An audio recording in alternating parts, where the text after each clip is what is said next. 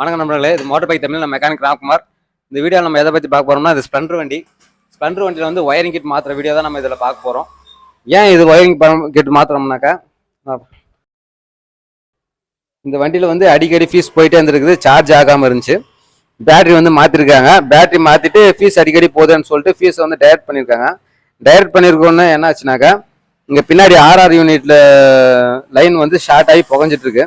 பாருங்க, RR unit வந்து இன்பில்டாவே உள்ள வந்து ஷார்ட் ஆகிட்டதுனால இது என்ன, அங்கே பேட்டரி லைன் டைரக்ட் பண்ண உடனே இங்கே ஃபுல்லாக புகஞ்சிருச்சு.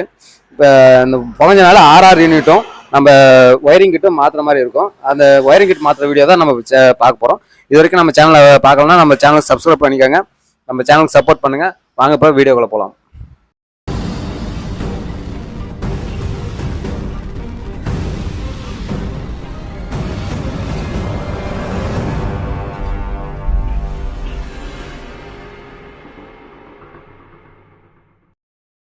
லாஸ்ட் வீடியோவில் நம்ம ஒயரிங் கிட் எப்படி ரிமூவ் பண்ணுன்ற வீடியோவை நம்ம பார்த்தோம்.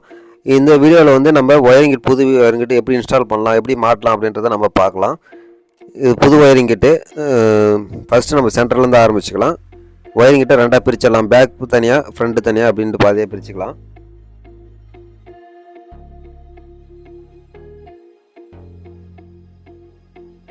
ஓகே, இப்போ ரெண்டாக பிரித்தாச்சு.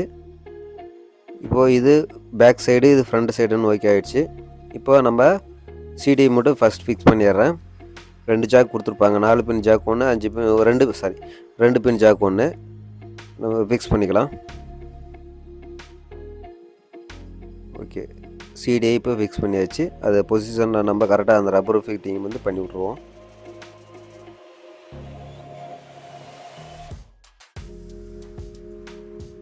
ஓகே, சிடிஐ முடிஞ்சது.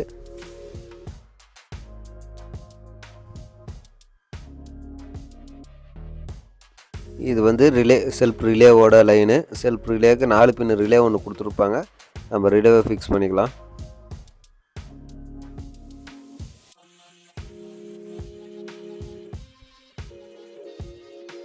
நல்லா ப்ரெஸ் பண்ணிக்கோங்க, ஏன்னா லூஸாக இருக்கும்.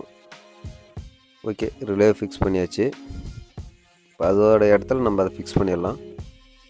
ஓகே, செட்டில் ஆகிடுச்சு.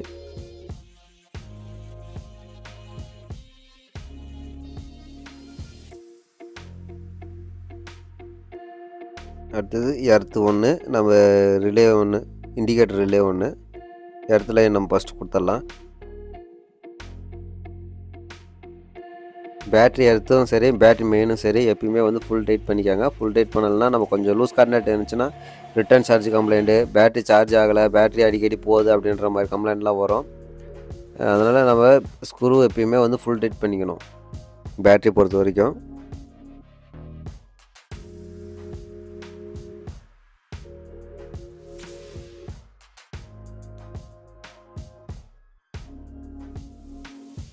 ஓகே, ஃபுல் டைட் பண்ணியாச்சு. இது மெயின் லைன் நம்ம அப்புறமா கொடுத்துக்கலாம், ஏன்னா எதனா ஒரு லைன் கொடுக்கும்போது ஷார்ட் ஆகிறதுக்கு சான்ஸ் உண்டு. அதனால் அப்புறம் கொடுத்துக்கிறேன். அடுத்தது இண்டிகேட்டர் பிளாஸ்டர் நம்ம மாட்டணும். அதுக்கு முன்னாடி ஒயர் வந்து நம்ம மெட்கார்டு வழியாக உள்ளே விட்டு எடுத்துக்கலாம்.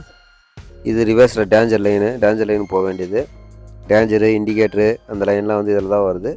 இது வந்து அதனால் பின்னாடி வரைக்கும் இழுத்துட்டு போகணுங்க லைனை.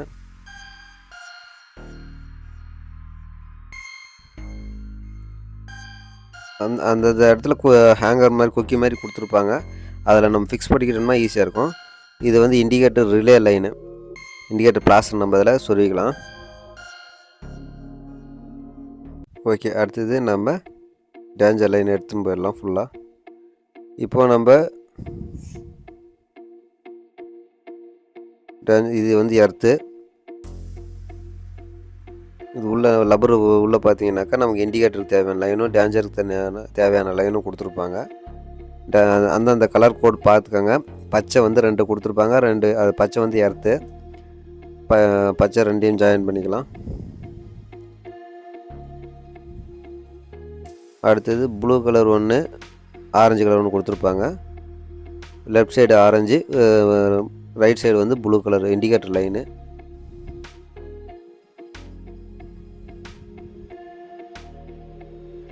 சேம் கலர் பார்த்து கொடுங்க. கலர் வந்து மாறிலாம் வராது. அதனால் நீங்கள் தைரியமாக அந்த கலருக்கு உண்டான ஒயரை எடுத்து கனெக்ட் பண்ணிங்கன்னா போதும். இப்போ பச்சை கலர்னால் பச்சை கலர் ஒயரு, சிவப்பு கலர்னால் சிவப்பு கலர் ஒயரு, அது மாதிரி நம்ம கலர் பார்த்து ஜாயின் பண்ணவே உங்களுக்கு போதும். ஒன்றும் பிரச்சனை வராது. ஏன்னா கரெக்டாக தான் கொடுத்துருப்பாங்க, மாற்றி கொடுக்க மாட்டாங்க. 3 பின் ஜாக்கு இது கரெக்டாக. டேஞ்சர் லைனுக்கு பிரேக் லைட்டு எல்லாம் வந்து இதிலே வந்துடும். இப்போ நம்ம பெட் கார்டு போட்டு ஃபிக்ஸ் பண்ணிக்கலாம். பெட் கார்டுக்கு 4 போல்ட்டு கொடுத்துருப்பாங்க. 4 போல்ட்டு நம்ம இப்போ போட்டுக்கலாம்.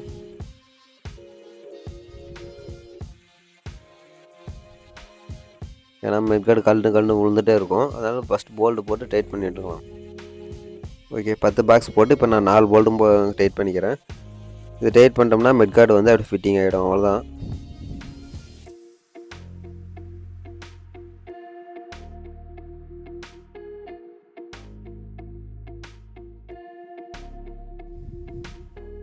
ஓகே, 4 போல்ட்டு இப்போ நம்ம டைட் பண்ணிட்டோம்.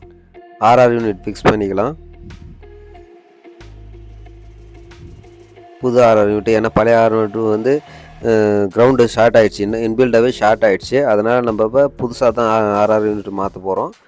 எர்த்து அந்த பச்சை கலர் லைன் வந்து கொடுத்துருப்பாங்க, வாசற மாதிரி வச்சு எர்த் லைன் கொடுக்குற மாதிரி. இது 4 பின் ஜாக் வந்து இது கரெக்டாக கனெக்ட் ஆகும். 4 பின் கட் அவுட் இது 4 பின் ஆர்ஆர் யூனிட் இது. மறக்காமல் எர்த்து வச்சு போடுங்க. ஏன்னா எர்த்து இருந்தால் தான் கிரவுண்டு நல்லா ஈஸியாக கிடைக்கும். ரிட்டர்ன் சார்ஜ் கம்ப்ளைண்ட் எல்லாமே இருக்கும்.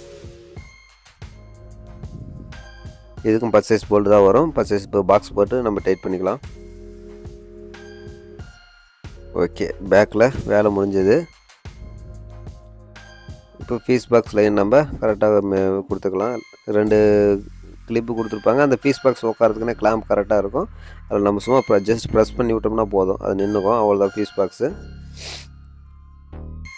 இந்த ஒயர் ஜங்ஷனுக்கு ஹோல்ஸ் கொடுத்துருப்பாங்க கரெக்டாக ஃபிக்ஸ் ஆகிற மாதிரி. அந்த இடத்துல லாக் மாதிரி இருக்கும். ப்ரெஸ் பண்ணிங்கன்னா போய் லாக் ஆகிக்கும் அது. ஓகே, இந்த மாதிரி ப்ரெஸ் பண்ணி நம்ம கரெக்டாக லாக் பண்ணி வச்சுக்கலாம்.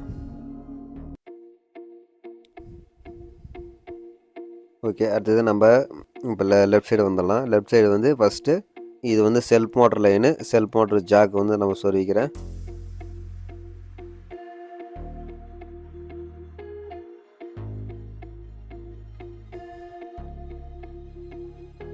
இது வந்து ரியர் பிரேக் லைட் சுவிட்சு லைனு. பிரேக் லைட் சுவிட்சுக்கு வந்து பிளாக் கலர் கொடுத்துருப்பாங்க, அது சொருவிக்கலாம்.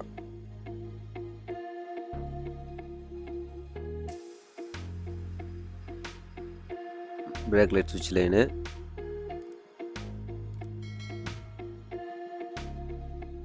இது மேக்னெட்லேருந்து வர லைனு நம்ம சொருவிக்கலாம். ப்ளூ கலர் லைன் ஒன்று கொடுத்துருப்பாங்க, பல்ஸ் காயர் லைனு, அதையும் நம்ம சொருவிக்கலாம். ப்ளூவில் எல்லோ கோடு வர மாதிரி இருக்கும்.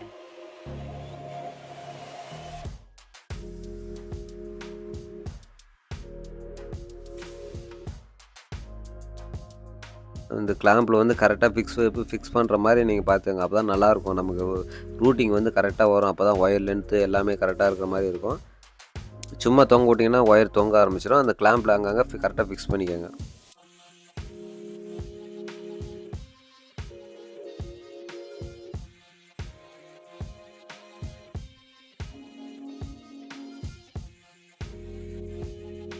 ஓகே, அது ரூட்டிங் கரெக்டாக விட்டாச்சு. அடுத்தது பார்த்திங்கன்னா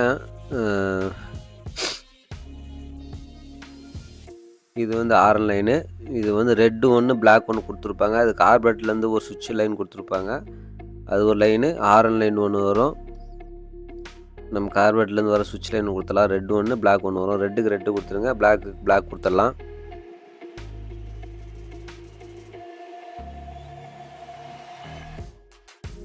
ஓகே, லைன் கொடுத்தாச்சு. அடுத்தது வந்து இது வந்து ஹெச்டி காயில் லைனு. பச்சைக்கு பச்சை கொடுத்துருங்க, பிளாக்கில் எல்லாம் கொடுத்துருப்பாங்க. அது பிளாக் வந்து பிளாக் கலர்லேயே இருக்கும். கரெக்டாக அதை பார்த்து கொடுத்துங்க. ஹெச்டி காயிலே வந்து கலர் கொடுத்துருப்பாங்க, அதுக்கேற்ற மாதிரி கரெக்டாக கொடுத்துக்காங்க.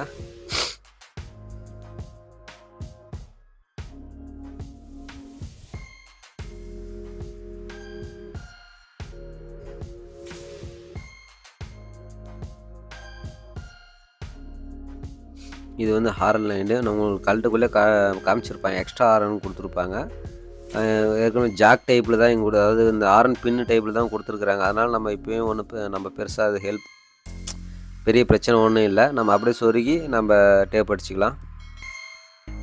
ஏன்னா ஆப்போசிட் அவங்க ரெடி பண்ணும் போதே ஏற்கனவே ஹாரன் பின்னு டைப்பில் தான் ரெடி பண்ணியிருக்காங்க. அதனால் எடுத்துகிட்டு ஈஸியாக சொருகிறதுக்கு வசதியாக தான் இருக்குது. அந்த 2 லைனை கொடுத்தனா போதும், ஆரன் தன்னாலே அடிக்கும். உங்களுக்கு ஆரன் வந்து எப்படி ஃபிக்ஸ் பண்ணணும், லைன் எப்படி கொடுக்கணும்னு சந்தேகமாக இருந்தால் நம்ம சேனல்லே ஆரனுக்கு உண்டான லைன் எப்படி கொடுக்குறது அப்படின்ட்டு வீடியோ போட்டிருக்கோம். உங்களுக்கு தேவைப்படுறவங்க நான் டிஸ்கிரிப்ஷனில் லிங்க் கொடுக்குறேன், நீங்கள் அதை செக் பண்ணி பார்த்துக்கங்க அந்த வீடியோவை. கட் அவுட் எப்படி வைக்கணும், ஆரன் எப்படி வைக்கணும்னு ஏற்கனவே நம்ம போட்டிருக்கோம் இந்த வீடியோவை. அதனால் நீங்கள் தேவைப்படுறவங்க அதை பார்த்துக்கலாம்.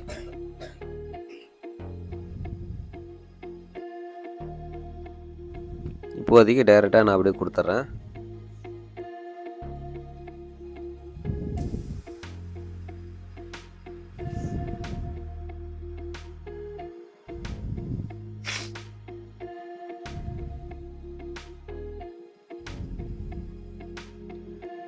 ஓகே, ஆரனுக்கு லைன் கொடுத்தாச்சு. இந்த பக்கம் பாதி வேலை முடிஞ்சுது.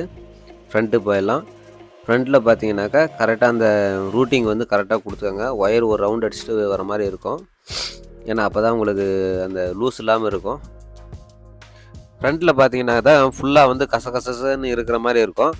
இது நம்ம ஒன்றும் பெருசாக நம்ம கஷ்டப்பட தேவையில்ல. நமக்கு கலர் ஜாக் வந்து கரெக்டாக கொடுத்துருப்பாங்க. இப்போ ரெட்டுக்கு ரெட்டுனா பிளாக்குக்கு பிளாக்கு, இந்த மாதிரி நம்ம சேம் கலரை வந்து நம்ம மேட்ச் பண்ணாவே போதும். பெரிய ரொம்ப ஒரே பண்ணிக்க தேவையில்ல.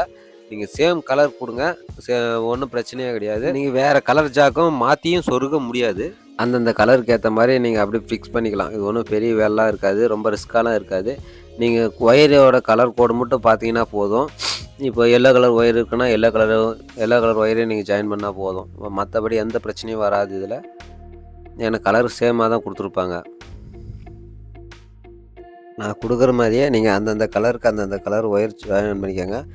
வேறு எதுவும் இல்லை. புது ஒயரில் பார்த்தீங்கன்னா ஒயர் கொஞ்சம் அதாவது லைட் கலர் மாதிரி இருக்கும், பழசில் வந்து டார்க்காக இருக்கிற மாதிரி இருக்கும், அவ்வளோதான். ஆனால் க்ரீனுக்கு க்ரீன் கொடுங்க, எல்லோவுக்கு எல்லோ கொடுங்க, ரெட்டுக்கு ரெட்டு கொடுங்க. அப்படி டைரெக்டாக கொடுத்தீங்கன்னா போதும். ஜாக் கலரும் பாருங்கள் சேமாக தான் கொடுத்துருப்பாங்க. ப்ரௌன் கலர் ஜாக்குக்கு ப்ரௌன் கலர் தான் கொடுத்துருப்பாங்க. மாறி வரத்துக்கெலாம் சான்ஸ் இல்லை. அப்படி மாறி வருதுனாக்கா ஒயரிங்கிட்டே வந்து மேட்ச் ஆகலான்னு தான் அர்த்தம். அதனால் நீங்கள் தைரியமாக எந்தெந்த கலர் கொடுத்துருக்காங்களோ அந்தந்த கலருக்கு அப்படியே டைரெக்டாகவே ஜாயின் பண்ணுங்கள். எல்லோ கலர் வந்து மெயின் ஹெட்லைட்டுக்கு போகக்கூடிய ஹெட்லைட் லைனு. பிளாக் வந்து நமக்கு மெயின் லைன், அதான் பேட்டரியிலேருந்து ரிட்டர்ன் வரக்கூடிய மெயின் வோல்ட்டு பிளாக்கு, அதை பார்த்துக்காங்க. பச்சை கலர் வந்து எர்த்து, இது வந்து செல்ஃப் சுவிட்சு லைனு. ஒன்று வந்து பிளாக்கில் வரும், ஒன்று வந்து எல்லோ கலரில் வரும். சேம் டு சேம் கலர் தான், வேறு எதுவும் இல்லை. மாற்றிலாம் நம்ம சொருக முடியாது, சொருகினாலும் வேலை செய்யாது.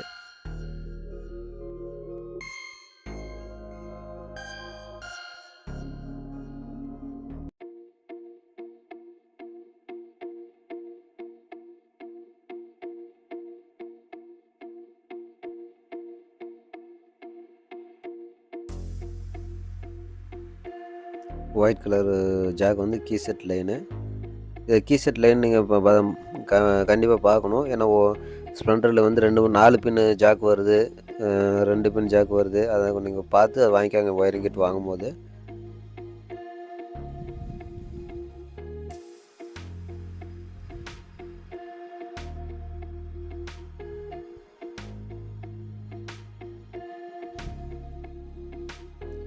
இது வந்து ஹெட்லைட் அடாப்டர். நம்ம கழட்டக்குள்ளே போன வீடியோவில் சொல்லியிருப்பேன். இது அடாப்டர் வந்து நமக்கு பழசு தான் வரும், புதுசு வந்து ஒயரிங் கிட்டோடு அது வராது. அதனால் நம்ம பழசு கழட்டும் போது எடுத்து வச்சுக்கோங்க. இந்த ஆரஞ்சு கலர் ப்ளூ கலர்லாம் வந்து பார்த்திங்கன்னா இண்டிகேட் லைன், அதை நம்ம மேலே தனியாக தான் கொடுக்குற மாதிரி இருக்கும். மீதி எல்லா கலர் ஒயரும் வந்து ஜாயின் பண்ணிவிடுங்க. இந்த 3 ஒயர் மட்டும் எக்ஸ்ட்ரா இருக்கும். ஏன்னா லெஃப்ட் ரைட்டு ஃப்ரண்ட்டுக்கு வர இண்டிகேட்டர் லைன் அது மட்டும் கொஞ்சம் எக்ஸ்ட்ரா இருக்கும். அது மட்டும் நம்ம வைசர் மாட்டும் போது தான் அது கனெக்ஷன் கொடுப்போம். இது மேலே வர மாதிரி இருக்கும் உங்களுக்கு.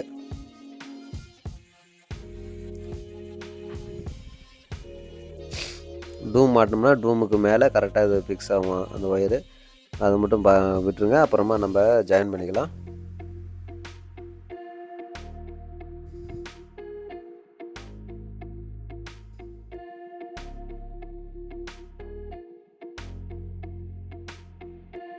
அதே மாதிரி இந்த ஒயரிங் வந்து அந்த கிளிப்பில் வந்து கரெக்டாக ஃபிக்ஸ் பண்ணிக்காங்க. அப்போ தான் வந்து உங்களுக்கு டூம் மாட்டும் போது கரெக்டாக டூம் போய் உட்காரும். இல்லைனா டூம் மாட்ட வைக்க ஒயர் வந்து இடிக்கும், ஒயர் கீழே தேவையில்லாமல் தொங்குற மாதிரி இருக்கும். அதனால் வந்து அந்த கிளாம்பில் கட்ட மாட்டேங்க.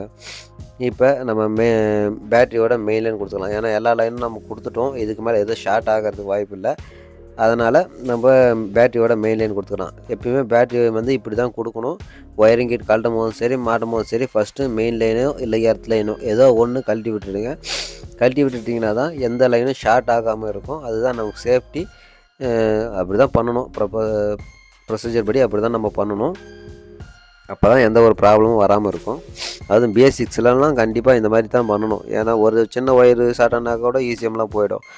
அதனால் இந்த மாதிரி பேட்ரி லைன் வந்து எப்பயுமே லாஸ்ட்டாக கொடுங்க. அதுதான் நமக்கு சேஃப்டி.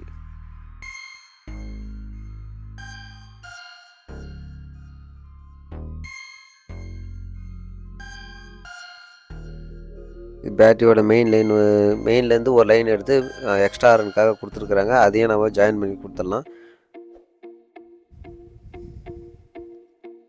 நான் ஏற்கனவே சொல்லியிருக்கேன், எக்ஸ்ட்ரா ஆர்ன் வந்து எப்படி லைன் பண்ணணும் தெரில அப்படின்னாக்கா நம்ம வீடியோ போட்டிருக்கோம். அது பார்க்க விருப்பப்படுறவங்க பார்த்துக்கோங்க, நம்ம சேனல்லே இருக்குது.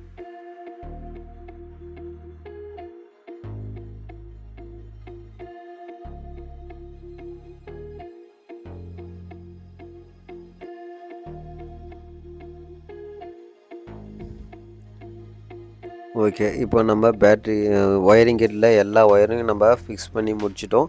இன்னும் ஃப்ரண்ட்டில் 2 நம்ம இண்டிகேட்டருக்கு மட்டும்தான் லைன் கொடுக்கல, ஹெட்லைட் டூமுக்கு நம்ம லைன் கொடுக்கல. மற்றபடி எல்லா லைனும் நம்ம முடிச்சிட்டோம்.